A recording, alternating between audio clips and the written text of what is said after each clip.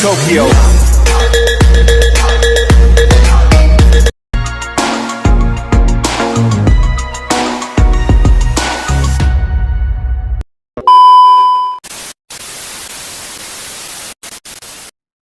guys, welcome back to my channel di channel saya Rani Safira. Jadi sekarang saya akan membahas tentang materi inflamasi. Jadi kita sangat tahu apa sih inflamasi, manfaatnya, kegunaannya, contoh-contoh dari penyakit inflamasi. Jadi sekarang kita akan membahas tentang materi inflamasi. Dan materi ini yang banyak dibahas di kawasan anak farmasi, kebidanan, kedokteran, dan lain-lain. Nah, saya akan share ya video ini. Selamat menonton dan jangan lupa subscribe, like, komen di bawah ini ya guys.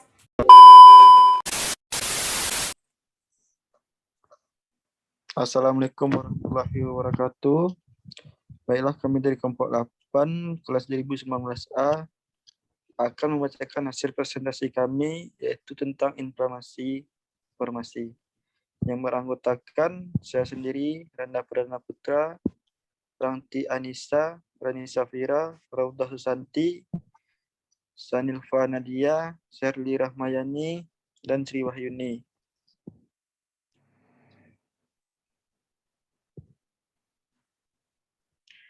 Yang bermaterikan yaitu definisi inflamasi dan klasifikasinya, kondisi penyakit terkait inflamasi, peranan bahaya inflamasi, etiologi inflamasi, tanda atau gejala inflamasi,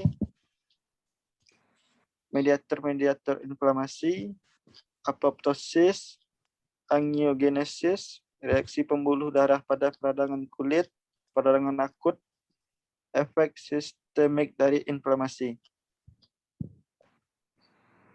Definisi inflamasi adalah salah satu respon terhadap cedera jaringan ataupun infeksi.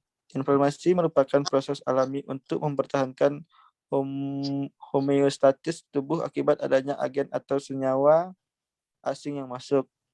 Proses inflamasi dimediatori oleh histamin, prostaglandin, eikosanoid, leukotriene, sitokin, nitrit oksida, dan lain sebagainya. Proses terjadinya inflamasi dimulai dengan kerusakan jaringan akibat stimulus yang menyebabkan pecahnya sel emas, diikuti dengan pelepasan mediator inflamasi. Dilanjutkan dengan terjadinya vasodilatasi yang kemudian menyebabkan migrasi sel leukosit. Reaksi inflamasi meskipun membantu menghilangkan infeksi dan stimulus yang membahayakan serta memulai proses penyembuhan jaringan.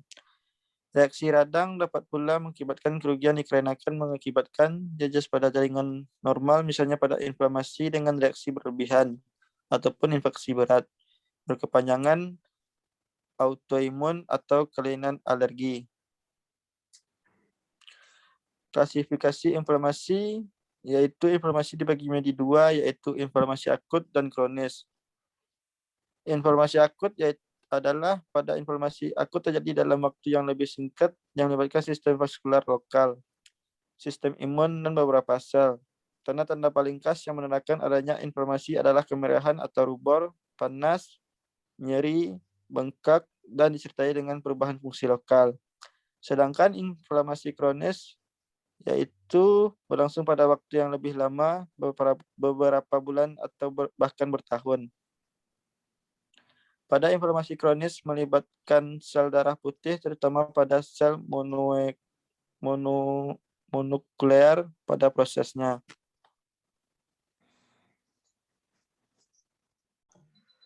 Selanjutnya mengenai kondisi penyakit terkait inflamasi. Kondisi penyakit terkait inflamasi itu contohnya adalah psoriasis. Psoriasis ini merupakan penyakit inflamasi kulit yang kronis, progresif, residif, dengan dasar genetik yang kuat karena kelainan yang kompleks pada pertumbuhan dan diferensiasi epidermal dan abnormalisasi multiple dari biokimia, imunologi, dan vaskular. Kelainan utama pada psoriasis ini yaitu terdapat pada keratinosit. Patofisiologi psoriasis itu pada orang normal itu biasanya produksi sel kulit berlangsung sekitar 3-4 minggu, di mana sel kulit baru tumbuh di bagian terbawah dan secara perlahan naik ke permukaan kulit, dan kulit yang berada di atasnya akan apoptosis sehingga berkurang dengan sendirinya. Sedangkan pada penderita psoriasis, proses tersebut hanya berlangsung sekitar 3-7 hari, menyebabkan peningkatan produksi sel. Percepatan dari siklus sel kulit ini menyebabkan produksi yang meningkat dan terus-menerus, sehingga sel kulit tersebut terdorong dan akibatnya menumpuk ke permukaan kulit, sehingga menunjukkan gambaran keras pada area yang terkena, seperti contohnya pada gambar berikut. Selanjutnya itu ada rheumatoid arthritis. Artritis rheumatoid adalah penyakit inflamasi artikular yang paling sering terjadi pada lansia yang merupakan suatu penyakit kronis, sistemik yang secara khas berkembang perlahan-lahan dan ditandai oleh adanya radang yang sering kambuh pada sendi-sendi dan struktur yang berhubungan. Patofisiologi rheumatoid arthritis ini akibat dari reaksi autoimun dalam jaringan sinovial yang melibatkan proses fagositosis. Dalam prosesnya dihasilkan enzim-enzim dalam sendi. Nah, enzim-enzim tersebut selanjutnya akan memecah kolagen sehingga terjadi edema, proliferasi membran sinovial, dan akhirnya terjadi pembentukan panus. Panus ini akan menghancurkan tulang rawan dan menimbulkan erosi tulang. Akibatnya, menghilangnya permukaan sendi yang akan mengganggu gerak sendi. Otot yang merasakan nyeri akibat serabut otot mengalami perubahan degeneratif dengan menghilangnya kemampuan elastisitas pada otot dan kekuatan kontraksi otot.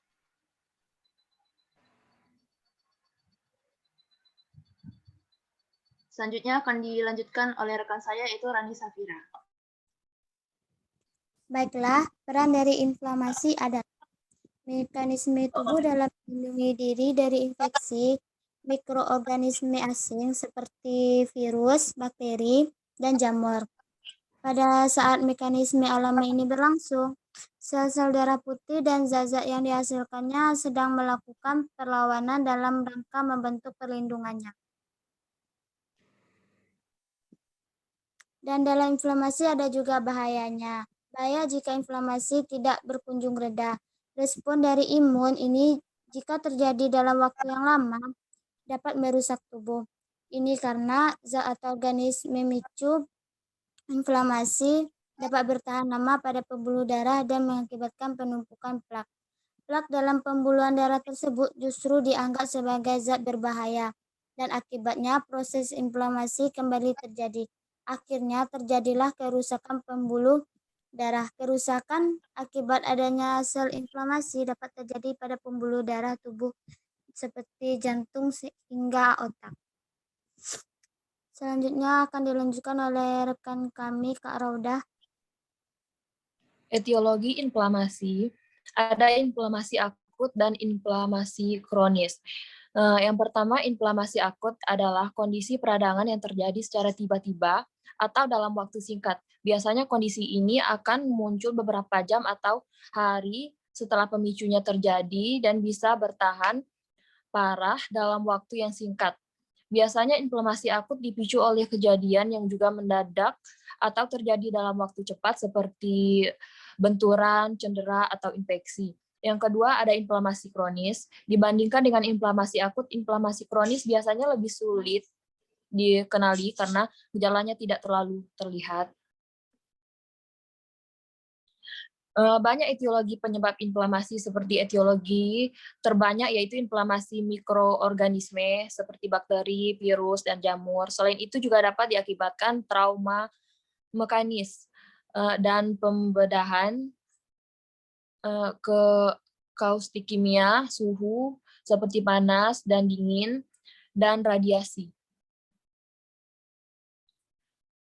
Adapun tanda dan gejala inflamasi, yang pertama tadi inflamasi akut, ada 5 tanda dan gejala kunci dapat memicu pada inflamasi akut, yaitu seperti nyeri, rasa sakit akibat peradangan bisa dirasakan terus-menerus maupun hanya ketika area yang meredang disentuh. Ada kemerahan. Saat mengalami inflamasi, aliran darah ke pembuluh darah kecil atau kapiler jadi meningkat sehingga kulit akan terlihat berwarna kemerahan. Pembekakan, penumpukan cairan di area yang meradang berisiko menimbulkan pembengkakan. Rasa panas, area yang terinflamasi biasanya akan terasa panas atau hangat jika disentuh. Hal ini disebabkan oleh aliran darah yang meningkat ke area tersebut. 4 gejala inflamasi akut di atas akan berujung pada gangguan fungsi organ yang meredang seperti jadi sulit digerakkan, sulit bernapas, hingga tidak bisa mencium.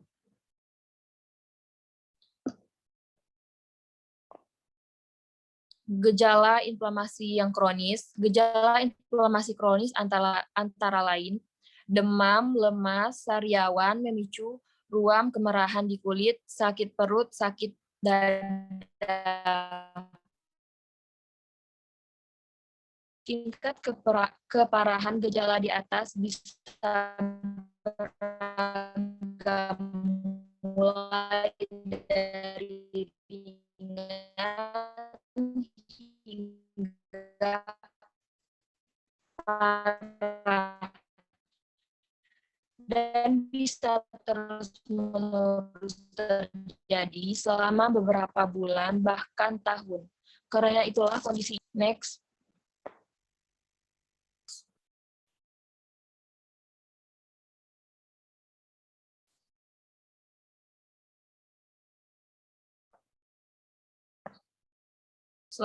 Selanjutnya akan dilanjutkan oleh rekan saya. Baiklah, di sini ada mediator inflamasi. Yang pertama, vasodilatasi, yaitu prostaglandin dan nitrit oksida. Yang kedua, peningkatan permeabilitas vaskular, adanya histamin, serotonin, bradikinin, leukotrin C4, leukotrin D4, dan leukotrin E4. Yang ketiga, kemotaksis, yaitu aktivitas leukosit, adanya leukotrin B4, kemokin, misalnya interleukin 8. Yang keempat, demam, IL1, IL6, prostaglandin, faktor nekrosis tumor atau TNF. Yang kelima, nyeri, adanya prostaglandin dan bradikinin. Yang keenam, kerusakan jaringan, adanya nitrit oksida, enzim lisosom, neutrofil, dan makrofag 17. Adanya apoptosis, yaitu apoptosis pada umumnya berlangsung seumur hidup dan bersifat menguntungkan bagi tubuh, sedangkan nekrosis adalah kematian sel yang disebabkan oleh kerusakan sel secara akut. Bila sel kehilangan kemampuan melakukan apoptosis, maka sel tersebut dapat membelah secara tak terbatas dan akhirnya menjadi kanker. Pada proses apoptosis atau program kematian sel yang berjalan bersama dengan proliferasi sel dan diferensiasi memainkan peran penting selama embriogenesisnya normal. Selanjutnya dilanjutkan sama Shirley.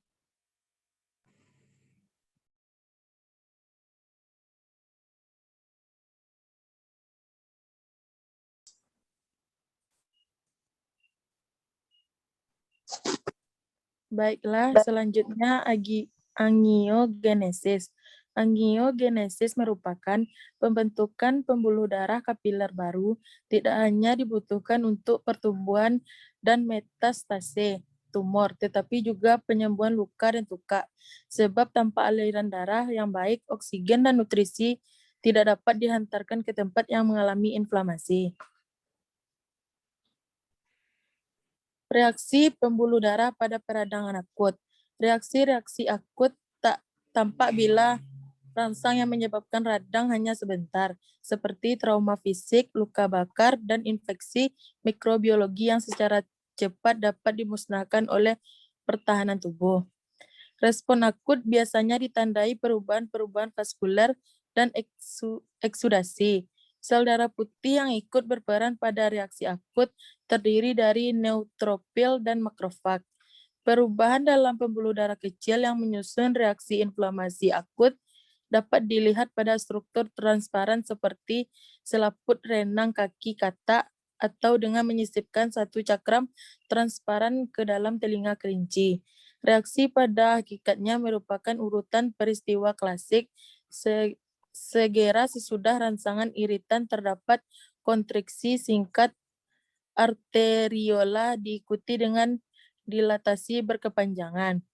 Ini menjurus kepada menjadi merahnya anyaman kapiler dengan darah dan membukanya saluran kapiler yang tidak aktif. Juga terdapat dilatasi venula dan pembuluh limfa. Baiklah, selanjutnya akan dilanjutkan oleh rekan saya, Sri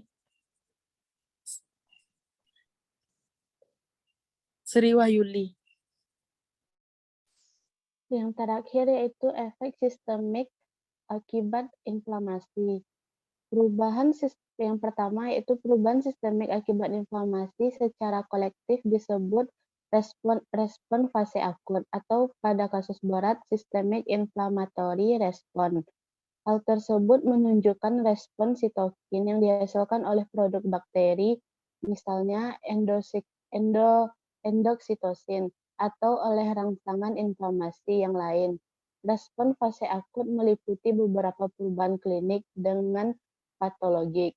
Kedua, demam. Peningkatan temperatur 1-4 Celcius akibat respon terhadap pirogen, substansi yang merangsang sintesis prostaglandin di hipotalamus. Yang ketiga yaitu protein fase akut adalah protein plasma sebagian besar disintesis di hati. Yang sintesisnya akan meningkat beberapa ratus kali lipat sebagai respon terhadap rangsangan inflamatori, misalnya sitokin seperti IL-6 dan TNF.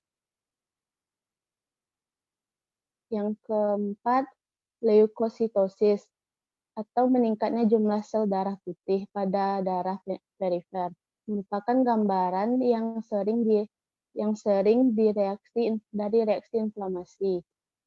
Yang kelima, manifestasi. Respon fase akut yang lain mencakup meningkatnya nadi dan tekanan darah, berkurangnya keringat, terutama akibat kembalinya aliran darah dari kulit ke bantalan pembuluh darah dalam kekakuan, darah dalam, kekakuan atau menggigil, kedinginan, anoreksia, somnolen, dan malaise, mungkin akibat efek sistemik dari sitokin. Yang keenam, pada infeksi bakteri berat atau sepsis, sejumlah besar organisme dan endoksin dalam darah merangsang produksi sitokin dalam jumlah yang besar, terutama TNF dan IL-1.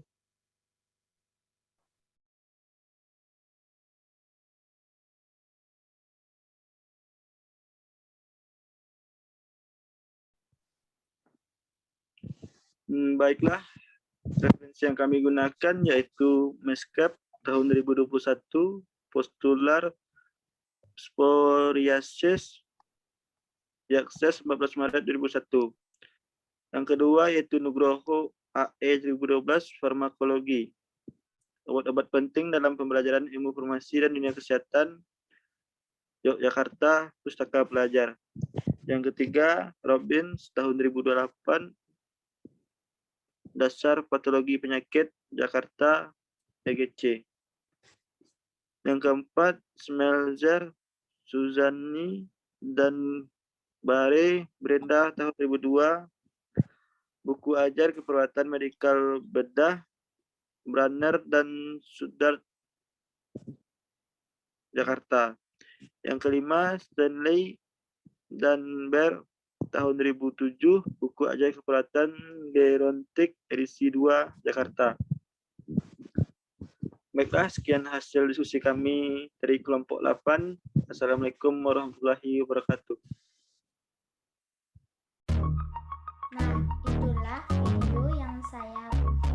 informasi tadi dan jangan lupa subscribe, like,